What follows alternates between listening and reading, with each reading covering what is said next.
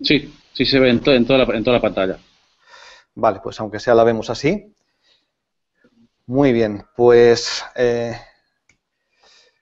me presento, soy Fernando Maciá, soy director de Human Level Communications. Es una empresa principalmente de SEO que se encuentra en España. Trabajamos para clientes, no obstante, de prácticamente cualquier sitio de España. Tenemos clientes de todas las dimensiones y de todos los sectores. Y llevamos publicados hasta la fecha pues un total de 8 libros, como veis, principalmente sobre temas de marketing online y sobre temas de SEO, ¿vale? Esa es nuestra especialidad, así que yo sé que estoy aquí ahora hoy en un terreno de especialistas de social media. Vengo a hablar de SEO y no quiero entrar como elefante en cacharrería, ¿vale?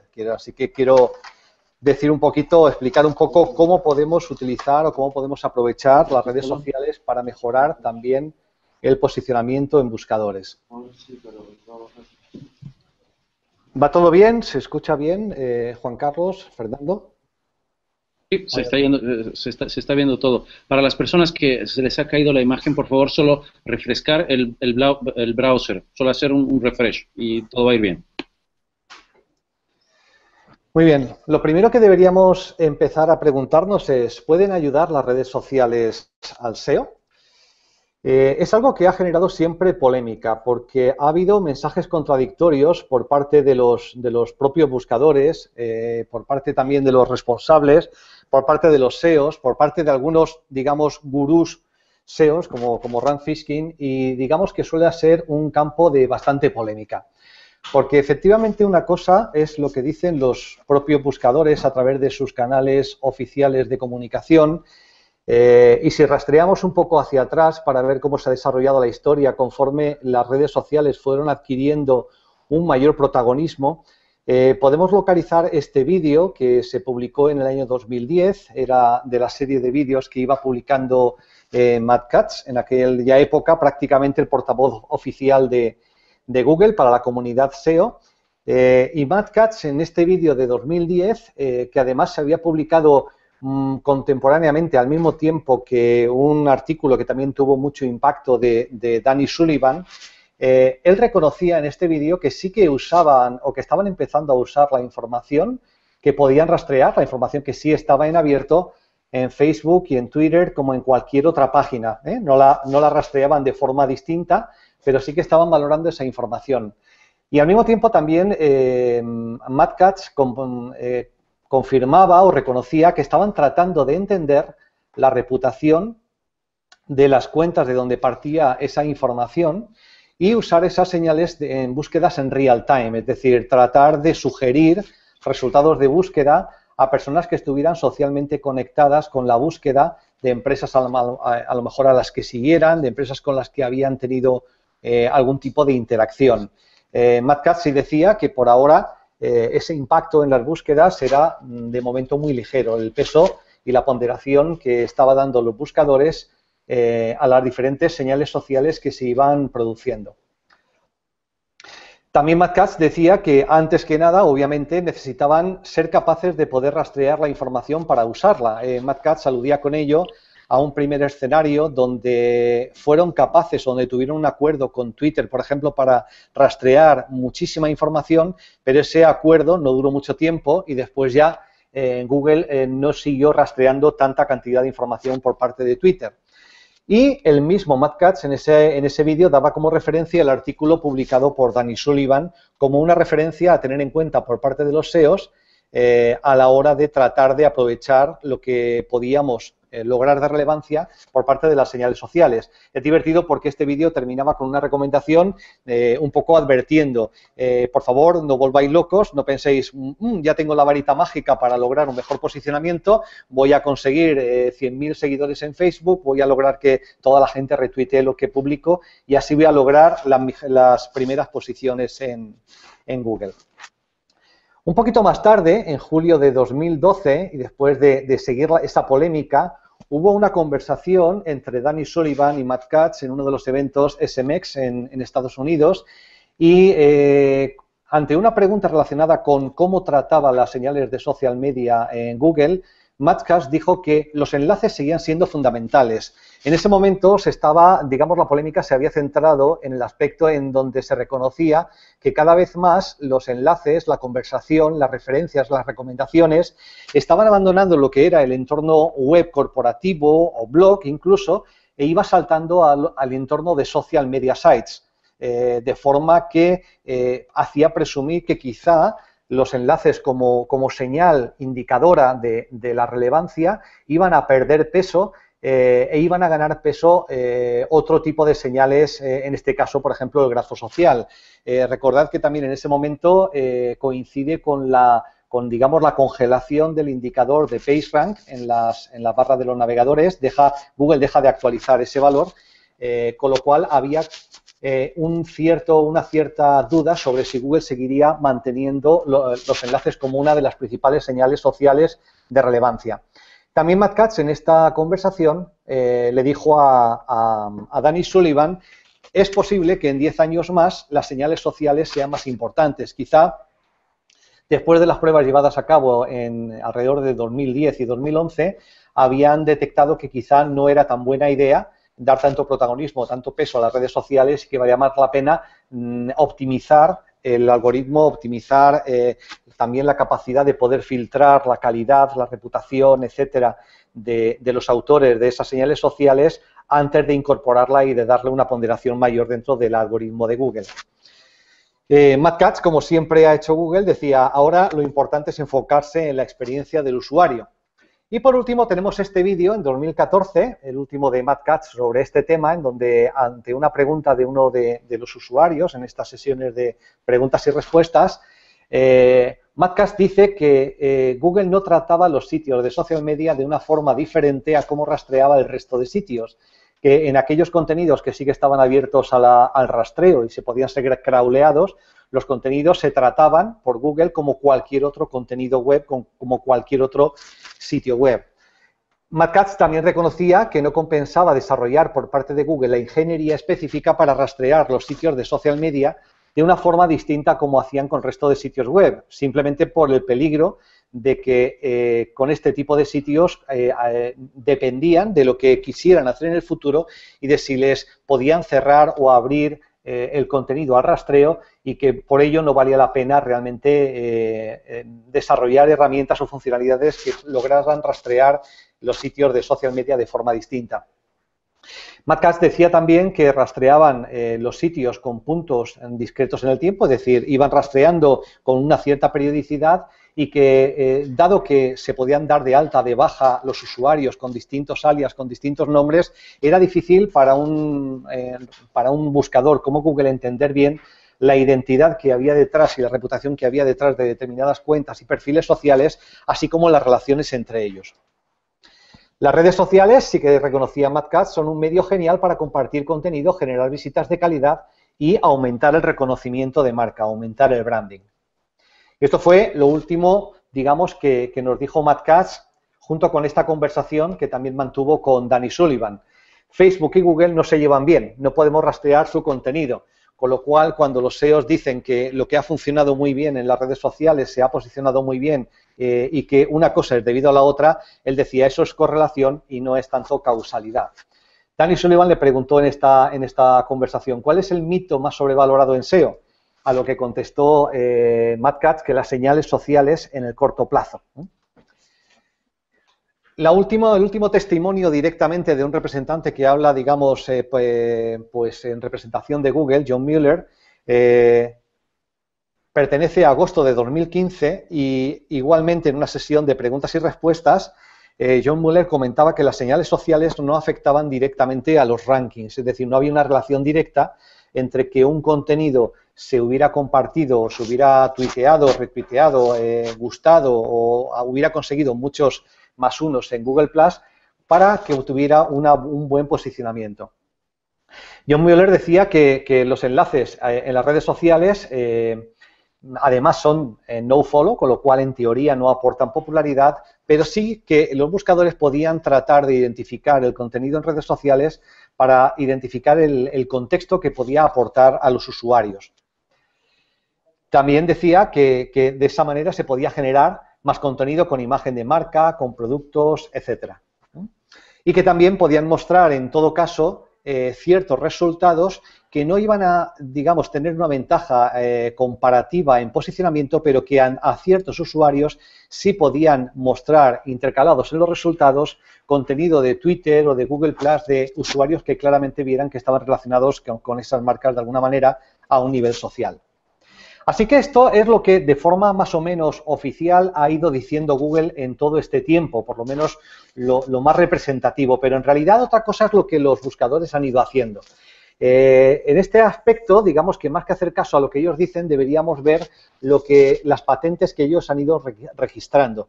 Y es verdad que desde 2005 podemos identificar distintos tipos de patentes por parte de todos los principales buscadores que se han centrado en, por una parte, por ejemplo, tratar de identificar quién es el autor que está detrás de un determinado contenido y cómo se podría asociar a ese autor todo el contenido que genera, incluso con alias distintos en distintas redes sociales.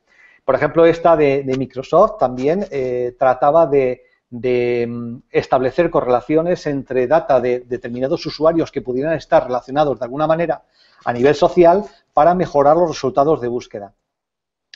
Yahoo también patentó un sistema y método para rankear los resultados de búsqueda utilizando información social.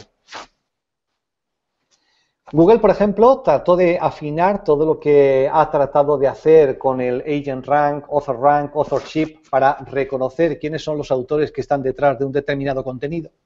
Poder saber ese autor en qué campo tendría relevancia, en qué campo tendría autoridad y cuándo debería ser tenida en cuenta su opinión o su contenido en un determinado momento, así como sus relaciones con el resto de gente que lo podrían seguir o con el que mantendría relaciones sociales.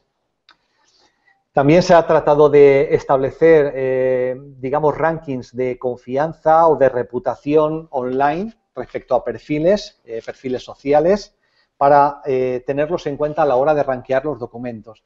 Y Google, por último, registró también algunas patentes adicionales relacionadas con el grafo social, el hecho de que si un miembro formaba parte de una determinada comunidad tendría unos resultados distintos del resto de usuarios y que eso afectaría a cómo veían esos resultados, así como la forma de crawlear, de rastrear el contenido social que se encuentra online. Como vemos, una cosa es lo que los buscadores dicen y otra cosa es lo que los buscadores hacen. Y también vemos claramente que una de las principales, en mi opinión, una de las principales bazas por las cuales Google tenía que desarrollar una comunidad, una red social como Google Plus, era lograr que al dar de alta los usuarios, los perfiles de los usuarios dijeran claramente quiénes son en otras redes sociales. Eso permite que Google pueda no solo identificar el perfil de un usuario en redes que él mismo controla, que controla el propio buscador, sino que pueda además consolidar en una única identidad digital la actividad de esa cuenta en todas las redes sociales, de forma que la reputación de esa identidad digital estaría conformada, construida a partir de la actividad de ese perfil en las distintas redes sociales. Pero no solamente eso. También Google pidió que dijéramos exactamente en qué sitios web contribuimos con contenido, es decir, dónde escribimos habitualmente post, dónde firmamos, para que él pudiera de una forma inequívoca establecer una relación de autoría entre una identidad digital y alguien que ha firmado con un determinado nombre ese contenido en determinado sitio web. Por lo cual, sí que vemos que parte al menos de lo que se trató de patentar con estas patentes que se fueron presentando, sí que se llevó a la práctica. Por lo cual, digamos, podríamos poner un poco en cuarentena y por lo menos estar sujeto a la duda que realmente nos podamos creer por parte de los buscadores que siguen sin considerar las señales sociales que se producen en las distintas redes. ¿Qué opinan los SEOs? Esto es lo que opinaban los buscadores. ¿Y qué opinan los SEOs? Este es el artículo al que me refería antes, el que publicó Danny Sullivan en 2010, en donde él comentaba qué tipo de señales podían estar al alcance de Google, de Bing, de los buscadores en general, para considerar la reputación, para considerar la relevancia de un contenido y poder tener ese grafo social, transformarlo en un factor de relevancia dentro de los rankings de los resultados. Parece ser que las posteriores declaraciones de Matt Cutts y de John Mueller pondrían en entredicho pues este artículo de Matt Cutts, pero él trataba de centrarse en qué señales se analizaban, cuánto peso se les daba y entrevistó a representantes tanto de Google como de Bing para saber cómo y de qué manera tenían en cuenta en todas las relaciones sociales y si a eso afectaba al posicionamiento, solo a la forma en que presentaban los resultados a determinados tipos de usuarios. Mucho más recientemente, sabéis que de forma bianual la consultora Moz suele hacer una encuesta entre un número amplio de SEOs muy reconocidos a nivel mundial, en el que trata de, por una parte, establecer qué factores creen los SEOs que sí tienen o que sí influyen en el posicionamiento, y por otro lado trata de hacer experimentos para establecer correlaciones entre esos mismos factores de relevancia y entender si esos estudios de correlación, incluso aún no pudiendo demostrar una causalidad, se alinean con los resultados que, en opinión de los SEOs en todo el mundo, realmente están adquiriendo cada vez más peso. Vemos que en la última de estas encuestas, publicada en agosto del año pasado, en 2015, los SEOs que habían participado en la encuesta decían que aproximadamente le concedían un valor de 4 sobre 10 a las distintas métricas y señales que se producían en sitios de social media. Bueno, es algo más que nada que lo que estaban diciendo los buscadores, pero obviamente también está lejos de ser una señal muy potente, muy poderosa. En ese mismo estudio, no en la parte de encuesta, sino en la parte de correlación, al menos Moz reconocía que, aunque de forma controvertida, el número de veces que se comparte una página, un contenido, de veces que se relaciona, tiende a mostrar una correlación positiva con los rankings.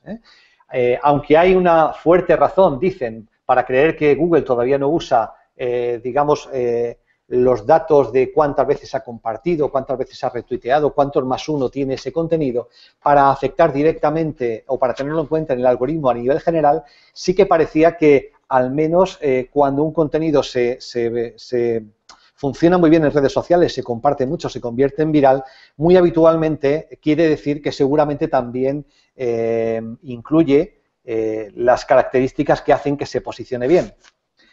Los SEOs opinan que las señales sociales, pues por ejemplo, el engagement con el contenido, encontrar la URL en redes sociales, las veces que se ha compartido, los +1, los tweets, los retweets, etcétera, los comentarios, dicen que sí influirían, pero como veis, 4 entre un valor de 2,7 y 3,9 respecto a 10, es decir, influirían, pero no de una forma muy poderosa todavía en el posicionamiento. Bueno, ¿y qué opinamos nosotros? Pues muy recientemente aquí en España y de la mano de una de las herramientas SEO que más utilizamos, como es Sistrix, hubo un debate en el que tuve la fortuna de participar junto a otros SEOs aquí en España y estuvimos echando sobre la mesa distintos factores. Es decir, creemos que las redes sociales sí que pueden ser una palanca potente de difusión de contenido que genere búsquedas de marca y de esto hablaremos ahora a continuación.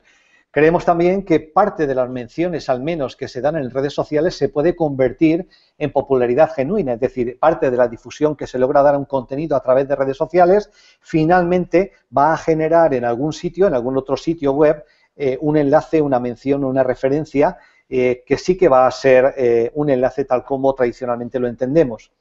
También entendemos y barajábamos allí la posibilidad de que en los contenidos sociales pudiera influir, si no ya los enlaces, porque todos sabemos que son nofollow, al menos la cocitación y la coocurrencia, es decir, la asociación de determinados conceptos, de determinadas entidades relacionadas de una forma sistemática y que estadísticamente, cuando se detectara eso por parte de los buscadores, se pudiera tener en cuenta a la hora de posicionar.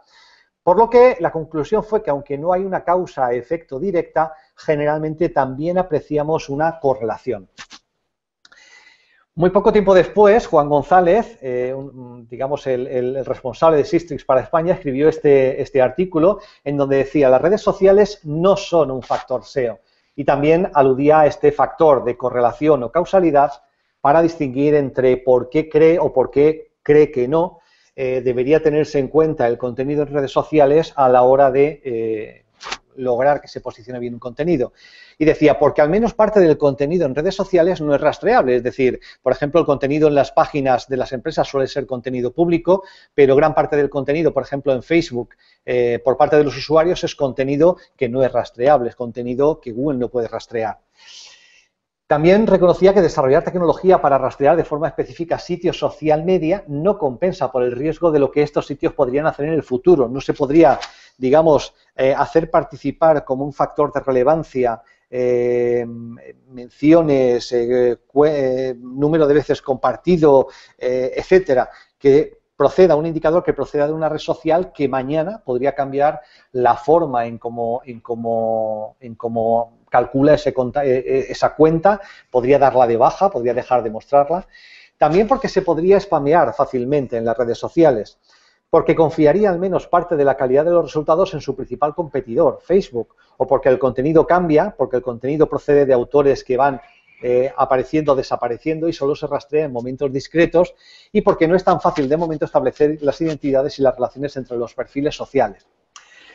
Vale, todo eso está muy bien, pero si Google a lo largo de todos los años ha podido distinguir entre enlaces naturales, ¿no podría distinguir también relaciones sociales genuinas? Por ejemplo, la herramienta de Moz Analytics es capaz, para un análisis de un sitio web determinado, detectar si parte al menos de la popularidad de ese sitio web podría ser, digamos, detectada como popularidad no natural.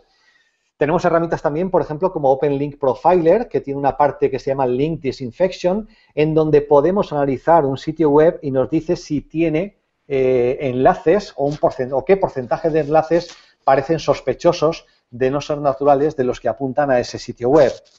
Cognitive SEO, por ejemplo, en el análisis también que hace de Inbound Links, analiza qué parte de los enlaces que apuntan a determinado sitio web los ve claramente como no naturales en función de enlaces de marca, enlaces de palabra clave, si son site-wide links, con qué contenido aparecen, en qué parte de la página están, o si son enlaces sospechosos.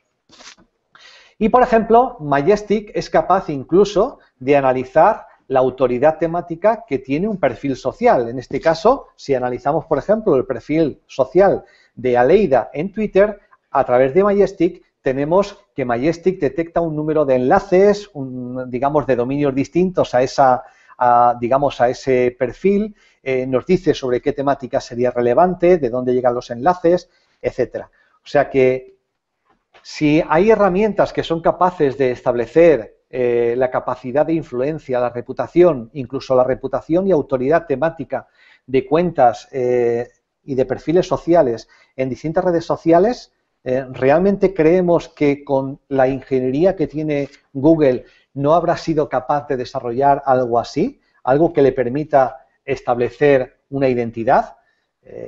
Vemos que hay herramientas que simplemente te dicen también para un perfil determinado en Twitter si parte de tus perfiles podrían ser ficticios, si partes son reales, y todo se calcula en base a un algoritmo que estudia el comportamiento de esas cuentas. Vemos también otras herramientas que puede detectar si hay, digamos, fakers, si son perfiles falsos los que siguen a una determinada cuenta, si son inactivos, si son saludables. Y también vemos que con herramientas como, por ejemplo, el PageRank, que aunque ya no se actualiza, sigue estando activo y se puede consultar, o como las herramientas de Moz, se puede analizar y realmente se puede detectar qué autoridad tiene una página, es decir, un perfil social determinado en una red. Con lo cual nos parece al menos sospechoso, porque si analizamos los distintos, aquí vemos que, por ejemplo, mi perfil en Facebook tendría 50. Este perfil de Rand Fishkin en Facebook, quizás no es el oficial, tiene solamente una autoridad de 1, pero el perfil de Barack Obama tiene una autoridad de 83, por ejemplo, un PageRank de 7. El perfil de Taylor Swift, por ejemplo, en Facebook, tiene una autoridad de 46, un PageRank de 6. El perfil mío en Twitter, autoridad de 59 y un PageRank 4, pero por ejemplo el de Justin Bieber en Twitter tendría una autoridad de página de 88, perdón, y un PageRank de 7, o el del Papa, autoridad de página 76, PageRank 7. Así que vemos que hay herramientas que son capaces de calcular la reputación corporativa, la reputación online de un determinado perfil, incluso de los perfiles sociales. Google no podría valorar también esa reputación, los estará teniendo en cuenta. Así que nos preguntamos, entonces, ¿influyen de verdad las redes sociales en el posicionamiento natural? Y empezamos. La correlación no es causalidad, y eso es lo primero que deberíamos entender. Si vemos esta pequeña viñeta, podríamos ver que si hay un sujeto que está viendo a otros sujetos que tienen un paraguas abierto porque está lloviendo, podría establecer una relación de causa-efecto entre que si abro el paraguas llueve, y no al contrario. Lo único que demuestra esto es correlación, pero no demuestra causalidad. Esa persona, pues obviamente, si el día es soleado, por mucho que abriera el paraguas, pues no lograría que lloviera. Y también tenemos que diferenciar entre el efecto directo, es decir, una relación causa-efecto directa o un efecto indirecto. Sabéis que a veces para lograr una carambola tenemos que golpear justo otra bola, que es la que va a lograr que en la trayectoria que logramos a través del rebote, dar con la siguiente bola de la forma en que queremos, ¿no? Así que creo que una cosa interesante sería reflexionar sobre cuáles podrían ser métodos plausibles de influencia actuales que tuvieran que ver con la forma en cómo usamos las redes sociales. Por ejemplo, vamos a considerar que un sujeto, a través de Facebook, a través de un comentario, de un post de la empresa que ha entrado a ver, a través de una notificación que ha recibido en su teléfono móvil, le llega algo de Facebook con un enlace a una página de aterrizaje de esa empresa, y lo que hace es entrar en ese sitio web, navegar por allí, ver el contenido y a lo mejor se va sin comprar. Pero claro, ese sujeto quizá al día siguiente, a los 2 días, quizá hace una búsqueda porque está más relajado, no es el momento que le ha llegado la notificación de Facebook, quiere volver a encontrar ese contenido y a lo mejor lo que se le ocurre es hacer una búsqueda en Google. Así que podría lanzar una búsqueda en Google y de todos los resultados que le presente Google, pues tratará de identificar aquel que le sonaba, aquel que de alguna manera recuerde a esa página o a ese sitio web que había visitado un día o 2 atrás. Así que de todos los resultados que presenta Google, este sujeto hará clic en el resultado conocido y llegará así de nuevo a la página de aterrizaje que había visitado 2 días antes. ¿Se ha posicionado mejor esa página de aterrizaje gracias al post de Facebook? Bueno, pues en principio no. Lo que sí parece es que de momento lo que hemos logrado es que el CTR, la posibilidad de obtener el clic dentro de los resultados, ha sido mayor. Claro, si esto ocurre con este sujeto varias veces, finalmente en el navegador y en su propio historial de búsqueda, poco a poco se irá quedando de alguna manera grabada la preferencia de que para determinada búsqueda este usuario prefiere hacer clic en determinados sitios web, y esos resultados personalizados que todos en día hoy ya vemos estarán influidos por ese comportamiento cuyo origen estuvo en un post que compartía un determinado contenido en Facebook. De esa manera, ese sujeto seguiría visitando, vería esos resultados cada vez mejor posicionados, evidentemente solamente los vería él, aunque si este comportamiento se diera por un número amplio de usuarios, podría ocurrir de la misma manera y al final afectar a un volumen considerable, que es lo que ocurre cuando un contenido se convierte en viral. De forma que, veamos, tenemos por ejemplo este contenido de regalador recientemente con el tema de San Valentín, la fiesta de San Valentín y la oferta de regalar algunas cosas a tu enamorado o a tu enamorada. Llega esa notificación al usuario, el usuario hace clic en ese enlace y llega a la oferta y quizá compró, quizá no, quizá le pilló por la calle o en el metro y no podía en ese momento hacer la compra, y quizá el usuario se le ha ido de la cabeza, pero 2 días más tarde se acuerda que tiene todavía pendiente el regalo para San Valentín y hace una búsqueda. Y al hacer la búsqueda, caray, se encuentra el mismo resultado de los que visitó justo hace 2 días, el resultado donde había llegado a través de Facebook. Y quizá tiene mucha mayor probabilidad que el usuario haga clic en ese resultado que en los demás.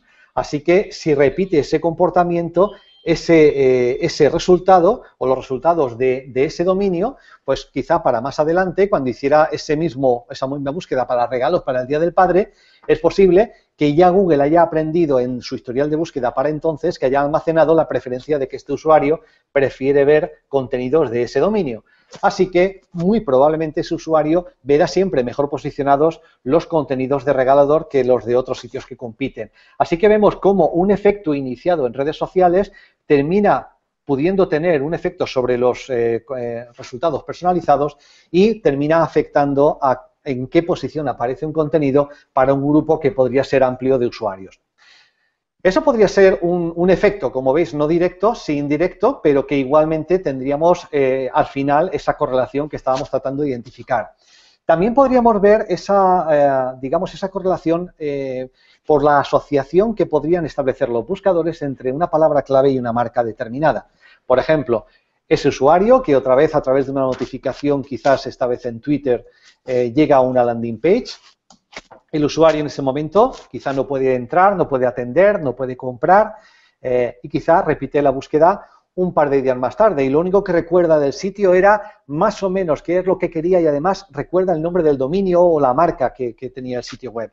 Así que quizá plantea una búsqueda con marca. Una búsqueda con marca evidentemente va a priorizar los resultados que responden a esa marca.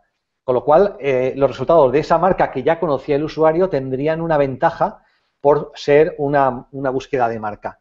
El usuario volvería a aterrizar en esa página y obviamente si va repitiendo esta búsqueda n veces o si una cantidad grande de usuarios repiten esta búsqueda n veces, es posible que los buscadores terminaran estableciendo una cierta correlación entre que se busque una determinada palabra clave y la marca a la que esa palabra clave está asociada. Por ejemplo, pues buscar hoteles a TripAdvisor o restaurantes o buscar productos o libros a Amazon, de forma que eso podría influir para que una siguiente búsqueda de ese mismo usuario, aun no mencionando una marca, hiciera que se priorizaran los resultados de marca si eso se había repetido anteriormente.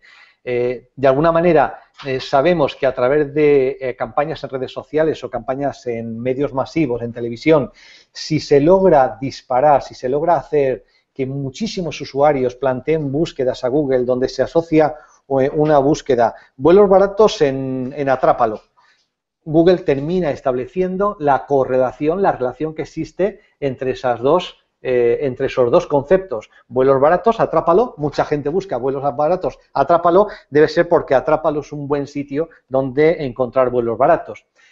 Igualmente, si por ejemplo el usuario repitiera n veces ese comportamiento e hiciera clic siempre en esas búsquedas, finalmente estaríamos hablando de una preferencia de marca que igualmente se trasladaría a los resultados personalizados y que afectaría a la forma en que su usuario y todos los que repitieran ese mismo comportamiento verían las posiciones. Es decir, en este caso el usuario recibiría el impacto de la red social, llegaría de nuevo a la página de aterrizaje, quizá en ese momento no compra, en ese momento no se decide, pero al plantear la búsqueda, en este caso sí se acuerda que el sitio se llamaba Regalador. Así que hace una búsqueda del tipo, oye, regalos para San Valentín, pero los quería ver en Regalador porque la página que vi me gustó. Así que regalos para San Valentín, Regalador. Obviamente va a hacer que esa búsqueda sea una búsqueda de marca que posicione en primer lugar para Regalador, pero en último término no solamente va a lograr la visita, va a lograr mejores posiciones, sino que va a hacer que Google termine advirtiendo una cierta correlación entre sus dos conceptos, regalos de San Valentín y Regalador. De forma que el usuario podría, incluso 4 días después, a lo mejor repetir esa búsqueda y bien sea por la asociación que haya hecho el buscador, bien sea porque se haya contaminado su historial de búsquedas y esté influido por resultados personalizados, terminaría aterrizando exactamente en la misma página de aterrizaje. Como vemos de nuevo, sin un efecto directo, tendríamos, digamos, una correlación entre un buen posicionamiento. Por último, también se me ha ocurrido que podría haber una mejora del posicionamiento por la conexión social entre el usuario y el contenido, y además influido por resultados personalizados. Es decir, el usuario en este caso ha aterrizado en una página de aterrizaje Al usuario le encanta tanto esa página que se convierte en un fan. Se pone a seguirla por Twitter, se pone a interactuar en Twitter, se pone a seguirla en Google+, interactúa en Google+, y es posible que en una búsqueda posterior, a la hora de plantear una búsqueda que no mencionaría marca, es una búsqueda totalmente abierta, Google advierta que algunos de los sitios, que algunos de los dominios realmente tienen una relación social con este usuario, con lo cual mezclarían con los resultados habituales resultados sociales que son pertinentes para ese usuario y que podrían llevarlo de nuevo a la página de aterrizaje. Eso repetido por n veces terminaría afectando, por una parte, a la asociación entre esa palabra clave y el dominio del resultado, que tendría un alto CTR, y terminaría afectando también y contaminando a los resultados y convirtiéndolos en personalizados, por lo cual esos dominios preferidos por el usuario terminarían posicionándose mejor. De nuevo, eso elevado, digamos, a n veces por un gran número de usuarios, ayudaría a Google a establecer esa asociación entre conceptos. Tendríamos entonces que el usuario desde la página de aterrizaje salta a la red social, se convierte en seguidor y establece esa relación social, esa conexión. De forma que para una búsqueda abierta, el buscador es capaz de ver esa conexión social que mantiene con un sitio web que además ofrece un contenido pertinente, y ese es el contenido que va a mostrar en primeras posiciones, con lo cual llevará la visita a la página de aterrizaje. Igualmente, podría pasar que si se repite n veces contaminase también a los resultados, digamos, en el historial de búsqueda y que terminara afectando también, no ya tanto a nivel global, pero por lo menos para este usuario, a nivel de resultados personalizados. Con lo cual, vemos que sí que hay caminos que sí que justifican que contenido en social media pueda acabar teniendo un impacto sobre los distintos rankings. Pero vamos a partir de la hipótesis de que nos creemos que todavía no tiene ningún impacto sobre el posicionamiento directo, ¿vale? Y que lo tiene de esta manera indirecta. Al menos, ¿qué podríamos hacer desde el punto de vista SEO además? Pues, en primer lugar, lo que decía Juan Carlos en la charla anterior, tratar de aprovechar todo lo que los usuarios mencionan en las redes sociales para entender mejor su comportamiento y el funcionamiento de su funnel de conversión. Entender bien qué los motiva, qué puede empujar a su decisión de compra y qué les preocupa.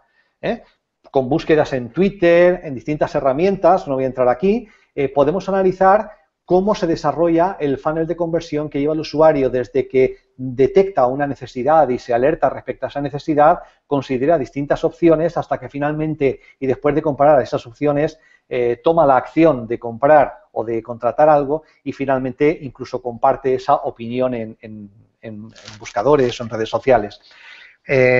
Podríamos analizar, por ejemplo, un perfil o un funnel de conversión como Hotel en París. Esa búsqueda muy concreta de Hotel en París, que a lo mejor se produce en mayo, quizá empezó un sábado por la tarde de febrero, donde ese padre planeando vacaciones para el próximo verano buscó ideas para viajar con niños y a lo mejor llegó a un blog, a una web de destinos, llegó a algún tweet, llegó a algún perfil de Facebook que le descubre ese concepto. Oye, ¿y por qué no viajar con niños el próximo verano a París? Y así combinamos el tema de Disneyland, el tema de París.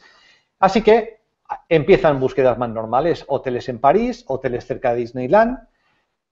Después de buscar y de considerar varias opciones, a lo mejor entrará en TripAdvisor, buscará opiniones en redes sociales, irá confirmando qué es lo que le gusta, qué es lo que no le gusta. Y finalmente irá a la búsqueda de long tail, la búsqueda cuando ya está listo para comprar, una búsqueda que podría plantear en Google, pero igualmente en distintos buscadores verticales. Finalmente disfrutará de su experiencia visitando París y vertirá su opinión sobre cómo estuvo la estancia en el hotel en redes sociales o en TripAdvisor, en Booking, digamos, contribuyendo con ese contenido de nuevo al círculo.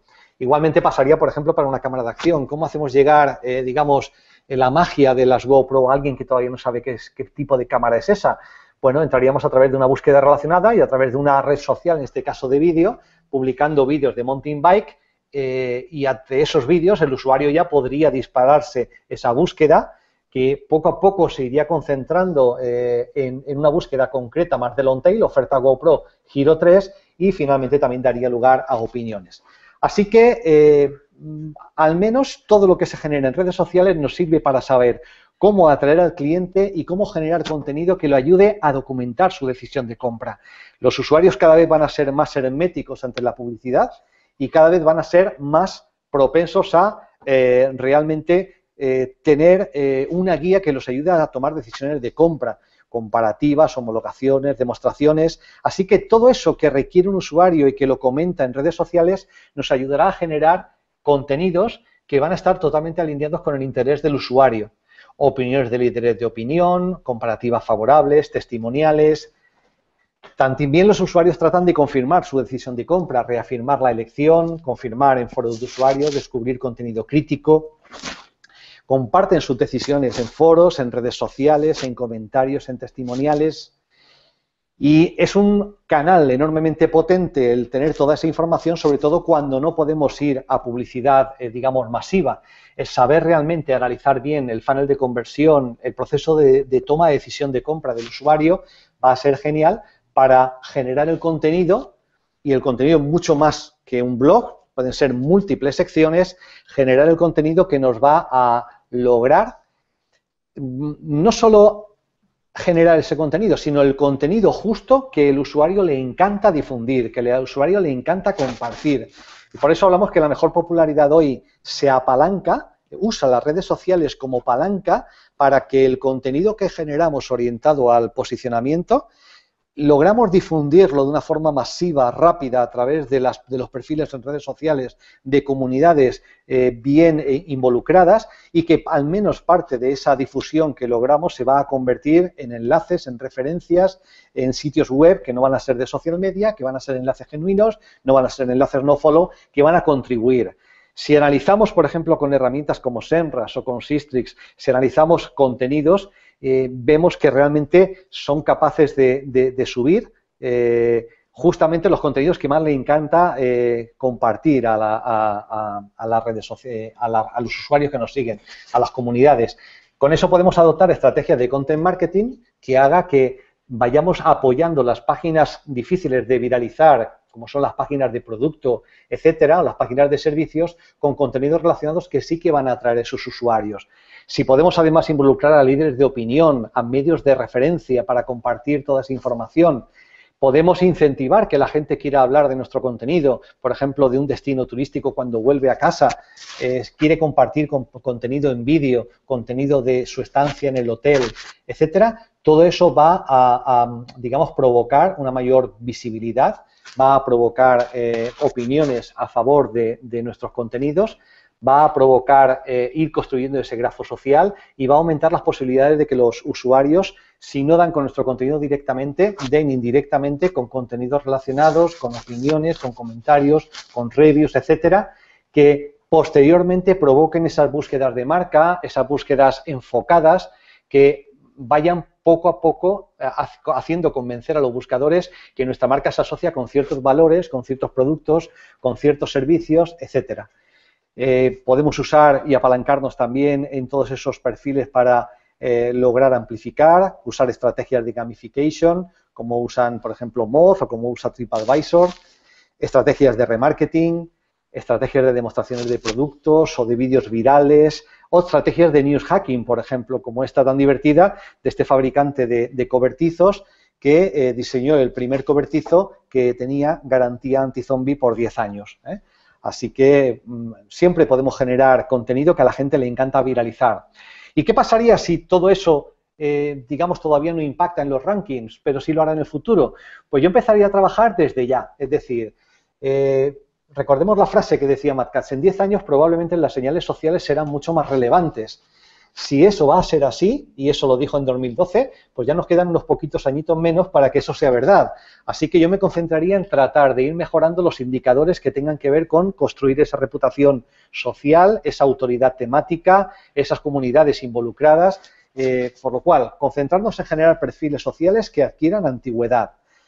Construir perfiles sociales que adquieran autoridad temática, que sean coherentes, que hablen de ciertos temas, que sean persistentes, que tengan una continuidad, que tengan influencia, que generen engagement, impulsar comunidades que también sean involucradas, con las que realmente interactuamos, interesadas en el producto, en el servicio, en la marca, Detectar perfiles de influenciadores y líderes de opinión coherentes con la personalidad de nuestra marca, que nos ayuden a amplificar el mensaje, a dinamizar nuestra comunidad. Escuchar a nuestras comunidades para que nos digan qué, cómo, cuándo y dónde necesitan para que podamos satisfacer eso con el contenido adecuado, para que podamos adaptarnos y generar el contenido allí donde sabemos que los buscadores sí pueden indexar. Facilitar e incentivar el compartir y viralizar el contenido a través de botones sociales, llamadas a la acción a compartir, Open Graph, Twitter Cards. Generar contenido que a la gente le encante compartir en redes sociales, lo más probable es que también terminará por enseñarnos qué contenido es el que le gusta a los buscadores. Si vamos poco a poco analizando la correlación entre el contenido que genera engagement, que a nuestra comunidad le encanta, que a nuestros clientes les apasiona y que les gusta compartir, seguramente descubriremos que ese mismo contenido es el que les da respuesta, el que responde a sus necesidades, el que les gusta buscar y el que les encanta a los buscadores. Así que esas serían un poco las fórmulas, la reflexión que yo compartiría ahora. Si no se tienen en cuenta, trabajemos como si se tuvieran en cuenta para estar preparados cuando se tengan en cuenta. Herramientas como SEMrush, por ejemplo, nos ayudan muchísimo a hacer análisis de contenido diferencial, contenido que se posiciona, cómo se viraliza, cómo se logran los enlaces a ese contenido en redes sociales y en otros sitios web. Nos ayuda a encontrar ese camino desde el contenido a las redes sociales y al favor, y en fin, yo creo que es un camino que, aunque no podamos decir que haya una relación causa-efecto directa, por lo menos hemos establecido que sí que hay un camino que nos ayuda a que podamos usar las redes sociales como palanca para lograr un mejor posicionamiento. Quedo abierto a cualquier pregunta que queráis plantear, Fernando y Juan Carlos. Sí. Perfecto, sí, tenemos varias preguntas, entre las más interesantes, y acumulándolas un poco, hemos llegado a las siguientes. Vamos con la primera que nos dice, aquí está, bueno, no tiene un nombre, pero es en Twitter, RPP. ¿Qué herramientas de patentar puedo usar? ¿Son gratuitas? ¿Cuál es el proceso para patentar mi contenido? Para patentar el contenido, la verdad es que tendrás que hacer esta pregunta quizá a un abogado de temas de patentes. Yo no te sabría decir. Yo he hecho esos pantallazos a través de búsquedas de patentes que se pueden hacer en el buscador de patentes de Google, pero realmente eso está fuera de mi campo de experiencia. No sé qué herramientas hay para patentar contenido. Lo que sí sé es que, por ejemplo, Google tiene una funcionalidad que permite reportar sitios web que han plagiado contenido nuestro. Y eso sí es algo que podemos hacer y que a lo mejor sí que nos conviene hacerlo. Denunciar esos sitios web que a lo mejor han scrapeado contenido original de nuestro sitio web y denunciarlo para que Google lo tenga en cuenta en los resultados y no se dé la circunstancia de que precisamente a través de un contenido scrapeado de nuestro sitio web un competidor se pueda posicionar por delante de nosotros. Pero si hay un proceso legal para lograr patentar un contenido, yo ahora mismo lo desconozco. Vale, sigamos con la siguiente pregunta que nos dice... Ileana Celer nos dice en Twitter, SEO y redes sociales. ¿Por qué Google no puede considerar a las redes sociales como factor de relevancia? ¿Simplemente porque no quiere? Bueno, yo creo que al final, después de ese vídeo que hemos visto de 2010 de Matt Cutts, donde decía que sí que los tenía en cuenta, yo creo que el problema con las redes sociales y con Google es tener en cuenta que si Google no logra tener una red social suficientemente o equivalente en fuerza o en influencia como Facebook, y ahora mismo está muy lejos de eso, lo que no puede hacer es hacer depender la calidad de sus resultados de un actor que no puede controlar él mismo. Es decir, lo que no puede hacer es hacer depender de un actor externo la calidad de sus resultados. Digamos, eso se convertiría en algo muy peligroso. Y yo creo que esa es la principal causa. La segunda causa es que si abiertamente reconocieran que tienen en cuenta las señales sociales a la hora de posicionar los contenidos, automáticamente estarían haciendo una llamada para otra vez recorrer toda la senda del black hat que se ha recorrido durante años tratando de lograr enlaces de una manera, digamos, muy poco natural.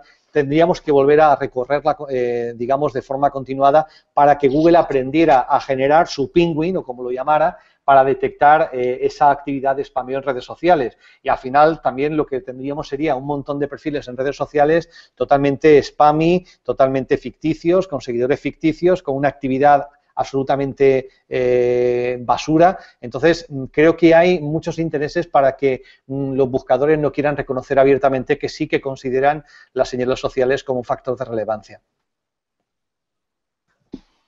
Perfecto, nos dice por aquí, y vamos con la última pregunta, y aquí estamos a tiempo, nos dicen, ¿cuánto indexan realmente los hashtags de Facebook?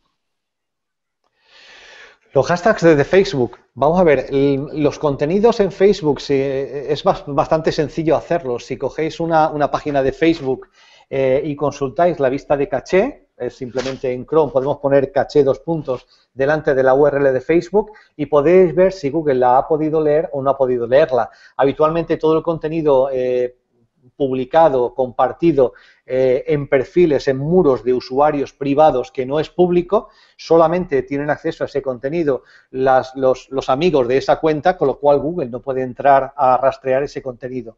Google sí puede rastrear el contenido compartido en Facebook que está en las páginas de empresa, que es el contenido que sí que está público. Vale, genial. Y si me permites, Juan Carlos, hay una pregunta que se ha repetido mucho para ir terminando. Nos dice, Fernando, genial ponencia. ¿Qué podrías decirnos, qué podríamos hacer al día de hoy con las redes sociales, en el nivel en que se encuentran? Vamos, con las redes sociales, yo creo que lo que hay que hacer en el nivel que se encuentran es lo que habéis estado diciendo los expertos en redes sociales que estáis en el Congreso. Pero a nivel de SEO, yo lo que recomendaría sería, sobre todo, usarlas como palanca para hacer funcionar el contenido. Es decir, es una escucha activa para saber qué es lo que motiva a los usuarios, qué es lo que también les genera objeciones, les genera dudas sobre mi producto, sobre mi servicio. Escuchar activamente cómo se mueve, qué cosas son las que ellos tratan.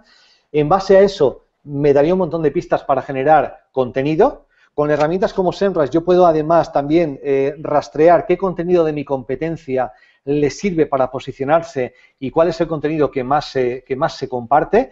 Y junto con eso, lo que haría sería generar contenido y viralizar en redes sociales. Si escucho activamente y si genero el contenido que le encanta a los usuarios, la red social va a ser una red social que va a crecer de forma natural, que no va a crecer con ofertas, que no va a crecer con incentivos, digamos, únicamente económicos, sino que va a crecer de forma natural, con interés genuino, con un alineamiento genuino con la marca, y creo que eso es lo que habría que apostar. Y además, yo creo que para que cuando realmente los buscadores estuvieran en la capacidad de tomar en cuenta los indicadores que hemos visto, pues, digamos, tener esos indicadores en la mejor disposición posible. Es decir, a mí lo que me gustaría es que cuando sepamos que Google va a valorar el número de likes o el número de seguidores de Facebook, que yo no tenga 10 y me ponga a trabajar en ese momento, sino que tenga 100.000 y tenga ya un camino andado. Para mí, eso sería lo principal a hacer al día de hoy. Genial, muchísimas gracias, Fernando. Con esto ya damos cerrada la sección de preguntas y respuestas. Adelante, Juan Carlos. Muchas gracias, ha sido un placer. Fernando, muchas gracias. La verdad, muy interesante tu presentación. Yo siempre he pensado que los que trabajamos en social media necesitamos ingresar al tema de marketing digital en sus diferentes aristas. Considero que son dos áreas del conocimiento muy complementarias. Por ejemplo, si sabemos que hay una tendencia en el mundo del marketing de contenido, pues hay una parte muy importante de SEO, hay una parte muy importante de social media, y es allí donde nos tenemos que encontrar y conocer de ambos.